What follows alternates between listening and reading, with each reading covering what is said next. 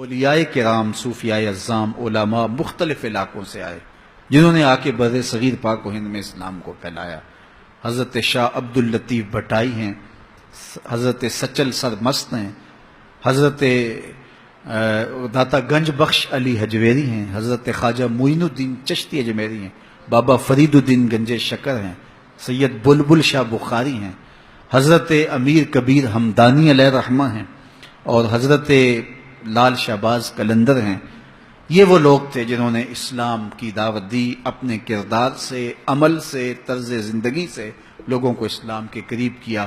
اور حضرت خواجہ معین الدین چشتی اجمیری علیہ رحمہ نے 90 لاکھ کافروں کو کلمہ توحید پڑھایا۔ حضرت داتا گنج بخش علی حجویری علیہ رحمہ نے پنجاب کے قبائل کو اسلام کی طرف بلایا۔ خاک پنجاب از دمے او زندہ گشت، اقبال کہتا ہے پنجاب کی دھرتی میں اگر اسلام کی حرارت ہے تو یہ فیضان ہے داتا گنج بخش علی حجویری کا۔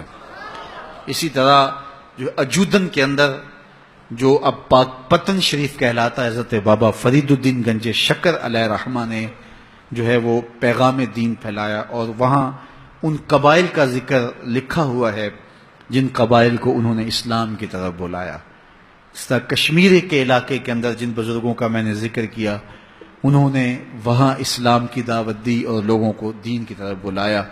حضرت شاہ عبداللطیف بھٹائی علیہ رحمہ نے اور سچل سرمست نے سندھ کی دھرتی کو اسلام کے نور سے آباد کیا۔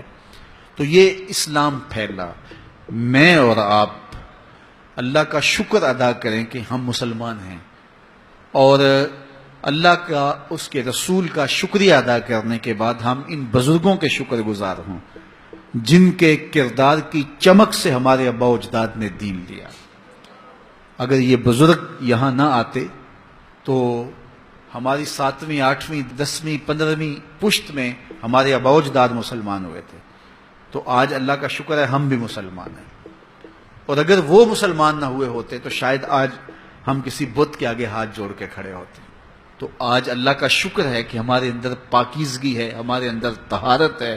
تو یہ فیضان ہے ان بزرگان دین کا جنہوں نے ہمارے آباء و اجداد کے قلوب کی تطہیر کی، ان کے دماغ کو پاکیزگی دی، ان کے خیالوں کو طہارت بخش، اور ان کی پیشانیاں بتوں کے چرنوں سے اٹھا کے ایک مالک کی دہلیز پہ رکھی۔ تو آج اگر ہمارے خون کے اندر وفا ہے تو ہم ان بزرگوں کے کبھی بھی ناسپاس اور ناشکر گزار نہیں ہو سکتے ہیں، اس لیے کہ بر صغیر پاک و ہند کے اندر جتنی بھی روشنی اسلام کی، جتنی بھی روشنی ایمان کی، جتنا بھی چراغاں جو ہے وہ دین کا پھیلا ہے، وہ ان بزرگوں کی محنت اور ان کی کوششوں کا ثمر ہے۔ اس طرح ان لوگوں نے اسلام کا یہاں نور پہنچایا، اور پھر جو ہے وہ بر صغیر کے اندر آج اللہ کا شکر ہے کہ ایک آزاد خطے پاکستان کی صورت کے اندر آج ہم ایک نظریاتی ملک کی صورت کے اندر جو ہے وہ موجود ہیں۔ قائد اعظم علیہ رحمہ نے وہاں 8 اگست 1944 کے اندر خطاب کرتے ہوئے کہا کہ پاکستان آج نہیں، پاکستان تو اس وقت ہی بن گیا تھا جب پہلے شخص نے یہاں اسلام قبول کیا۔ پھر اس کے بعد اللہ تعالیٰ نے جو ہے وہ مسلمان حکمرانوں کے سلسلے شروع کیے، اور یہاں ایک طویل عرصہ، صدیوں تک مسلمانوں نے حکومت کی، اور مسلمانوں نے کبھی ایسا نہیں کیا کہ کسی کو جبراً مسلمان بنایا ہو۔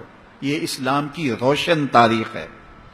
800 سال کے قریب یہاں ہم حاکم رہے ہیں، اور جو کہتے ہیں اسلام تلوار سے پھیلا ہے تو ان سے سوال ہے کہ 800 سال تک تلوار ان کی تھی، محمود غزنوی کی تلوار نے ان کو مجبوراً مسلمان کیوں نہ کیا، اور اندلس کے اندر مسلمانوں نے تلوار کے زور پہ ان عیسائیوں کو مسلمان کیوں نہیں کیا؟ اسلام تلوار کے زور پر نہیں ہے، محمد عربی کے کردار کے زور پہ پھیلا ہے۔ تو یہ بات ذہن میں رکھیں اور اچھی طرح ذہن نشین کریں۔ اور دوسری بات یہ ہے کہ لوگ کہتے ہیں اسلام تلوار کے زور پہ پھیلا ہے۔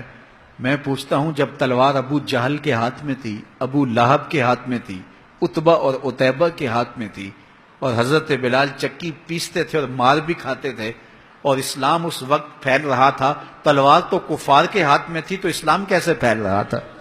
تو اسلام تلوار سے نہیں پھیلا، محمد عربی کے کردار سے پھیلا ہے، اور یہ دبنے والا نہیں ہے، یہ پھیلتا رہے گا۔